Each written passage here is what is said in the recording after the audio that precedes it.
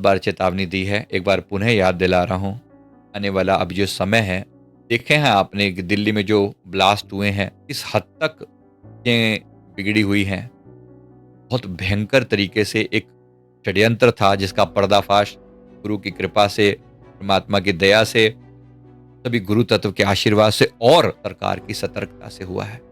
Definitely इसमें इन सबका बड़ा रोल है, केवल हम ये नहीं कह रहे, सबका अपना अपना एक कंट्रीब्यूशन है।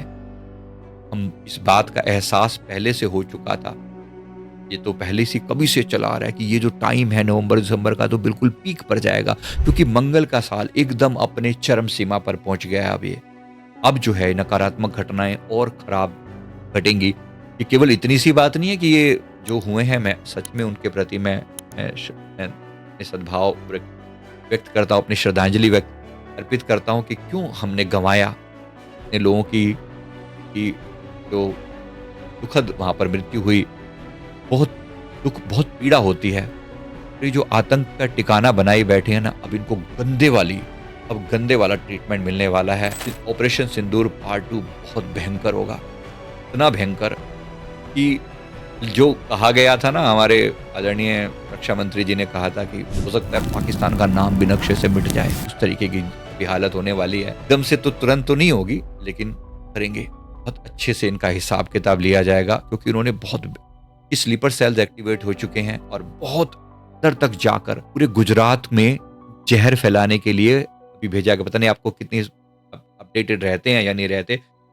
गुजरात में जहर फैलाने का पूरा सिस्टम था कि टंकियों में एक ऐसा जहर तैयार किया गया जो टंकी में डाल दिया जाए, और जो वहां से लोग जो पानी पीते हैं में हजारों लोग एक साथ मर सके। उनके लिए पूरी भयंकर तैयारी थी।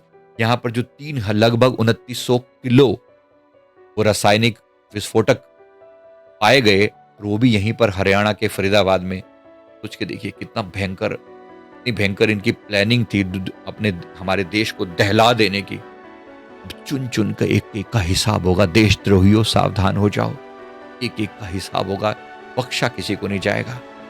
सबके लिए एक रिमाइंडर अच्छे से, और जो अंदर बैठे हैं और जिनके मन में अभी भी देश के प्रति सद्भाव पैदा नहीं हुआ, जो खाते यहाँ का है गाते किसी और का है, अब विनाश होने का समय आ चुका है। इससे ज्यादा बाकी समय आपको सामने दिखाएगा, लेकिन ये विनाश का समय है उन लोगों के लिए। हम सुरक्षित रहें, हमारा देश सुरक्षित रहे, हमारे लोग सुरक्षित रहें, ऐसी हम प्रार्थना सबके निमित्त करते हैं। लेकिन सतर्क भी रहना पड़ेगा कि हर समय ये जो नेगेटिव चीजें हैं ये पूरी तरह से एक्टिव हैं और पूरा प्रयास कर रही हैं कि हमारी ये देश को अस्थिर करने का।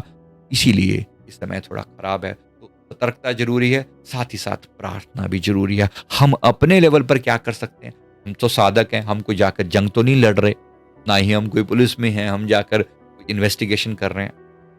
हम केवल सपोर्ट कर सकते हैं। ये साधक जो हम कर सकते हैं, गवर्नमेंट को, सरकार को अपना पूरा भावपूर्वक सपोर्ट, आंतरिक रूप से, अंतरात्मा से अपने भारत माता की हीलिंग करना, उन लोगों की हीलिंग करना जो लोग, जिन लोगों के परिवार जो है, जिन्होंने अपने लोगों को गंवाया है, उनको हील करना, उनके लिए हम जो कर पाए अवश्य करने का प्रयास करें। उम्मीद करता हूँ सभी लोग भारत माता के प्रति सदा समर्पित रहेंगे, सनातन धर्म के प्रति समर्पित रहेंगे।